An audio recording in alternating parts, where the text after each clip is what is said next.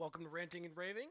We're going to take a quick look at a topic that is rapidly making its way through Saints Twitter and really making its way into pretty much every report that you have seen over the last week or so from training camp, and that is the CD Deuce like ability for Saints first round pick Trevor Penning to infuriate, agitate, and piss off everybody who lines up against him. Some of this is not new. Elements of this is Penning's a little bit raw. He was a little bit raw in college. He got a lot of holding penalties. He definitely has a tendency to play through the whistle. He plays with a bit of an edge. He's got that quote unquote nasty streak, which can be a good thing and can be a bad thing. It just kind of depends on how you leverage it. All of those things are true. But the question here is it a bad thing? And that's where it becomes interesting. So almost every day now, we're seeing a report come out that teammates are getting mad. And today, we saw a report come out that him and another teammate got tossed. So you have a relatively raw first round pick who got tossed from a day of training camp. Should we be concerned? And this is definitely one of those times where this is a two things can be right at once type situation. Yes, um, we should be concerned to a degree, um, simply from the standpoint of you don't want to see your first round pick getting kicked out of practice, and you don't want to see them starting fights that escalate. So, him getting into a shoving match with guys that are across from him, I don't really have a problem with it. It's football. And, like, frankly, I mean, when I played basketball, that happened. And it's not as physical a game as football is. But when you start having it where he's getting into it with teammates and then other guys are joining in and it becomes bigger, that's where it starts to become a problem. Because having a CD Deuce, Chauncey Gardner Johnson type guy on the offense, especially on the O line, isn't a bad thing. And having a tone setter and bringing a bit of that physicality and that nastiness, it's not a bad thing, especially when you have a offense that just frankly is not as good as this defense and really not as physical as this defense. It's actually good to have someone out there who's sending a message and setting a tone and playing physical and you know hey, iron sharpens iron. There's an element of that is not concerning. I actually like it. But there is also the standpoint, or sorry, the perspective of when you have especially a young player, but any player who is annoying his teammates and causing fights, it's not only impacting his development negatively because he needs these reps, he needs this time on task, um, but it can result in the building of bad habits. And you don't want to see him, if he does get live snaps in games and he does win the starting positions at some point in time, him doing that in games and getting unnecessary flags and derailing drives and hurting the offense as a whole. So he's going to have to learn to have a balance for this. Now, with that said, here's the other part that I do want to point out. Number one, a teammate can annoy the hell out of you on the field, and you can love them in the locker room. I'm not saying that is the case, but that can be a thing. There are some guys who are infuriating to play with or against anytime they're on the field of play, and you get them in the locker room and you love them. But when you play against them in practice, you do actually want to just choke them.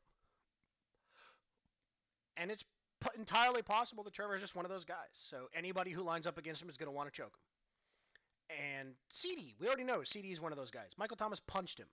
Like, he is without question one of those types of players. Those guys exist. They exist in every sport. They exist in every league, and for the most part, they exist on every team. Most teams have a couple guys like that. They just drive you fucking nuts. He might just be one of those guys. We aren't in the locker room.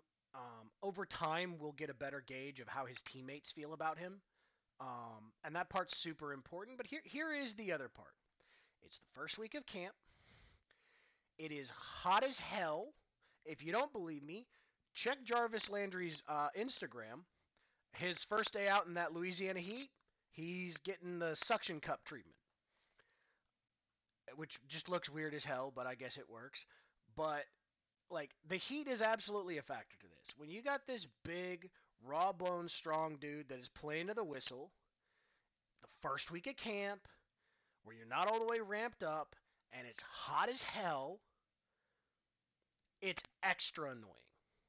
So, am I as concerned about Trevor Penning kind of starting fights and pissing guys off in the first week of camp where it's hot as hell? And, to a degree, he's a rookie. He's probably trying to send a message. There's probably also an element of, hey, you guys aren't going to push me around.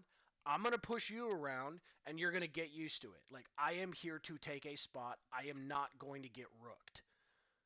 There's probably an element of that as well. If this continues and is happening, say, the final weeks of training camp and going into and through the preseason,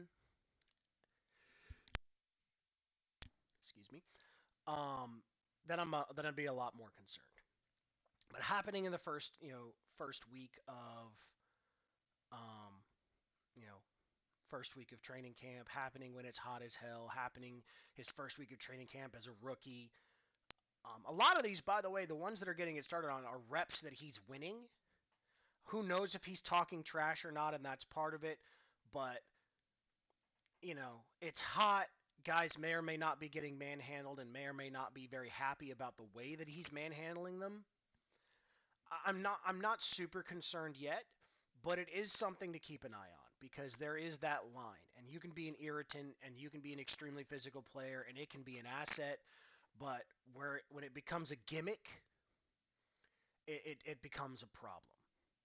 And I do have a little bit of a concern about it eventually becoming a gimmick. And he starts trying to pull some, NBA stuff where you have certain, some Patrick Beverly crap where you're more gimmick than you are substance. And you're more goofball than you are impactful. And yeah, I get this guy really, really pissed. Which is what we were worried about happening with CD a couple years ago. He was getting players to swing on him. He was getting guys kicked out of games. But he had it under control. He balanced it. And he is an impact player. Which is why we don't have a problem with him. And we fucking love the guy. He's a lot of people's favorite player on the team, and it makes a lot of sense why. But Trevor Penning doesn't have all those years here to prove that he can control it, that he can balance it, that he can be an impact player on the field, and still irritate the ever-loving hell out of whoever goes up against him. And that's the line that is questionable. That's the line that I'm worried about. And that's what we'll see over time.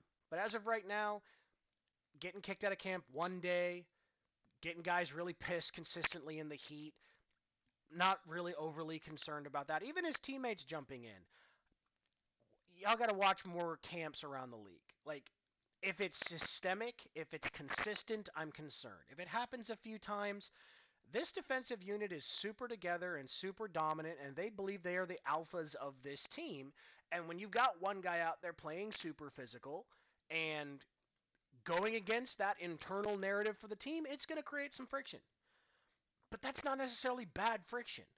I promise you, if Michael Thomas and CD line up again, there's a decent chance that somebody's swinging again because you take guys who believe they're the best and have that I'm going to push you until I break you type mentality. Somebody snaps, especially in the heat. So we'll see where it goes. I'm not super concerned for now, but it's definitely something to keep an eye on. Hope you guys enjoyed it. If you did, like, comment, subscribe. You can follow the channel on Twitter or on our YouTube. You can also find me at Kiruz, KIRUUS 16, whichever one you prefer. Appreciate all the support as always. Hope you enjoyed it, and we'll talk to you guys again soon.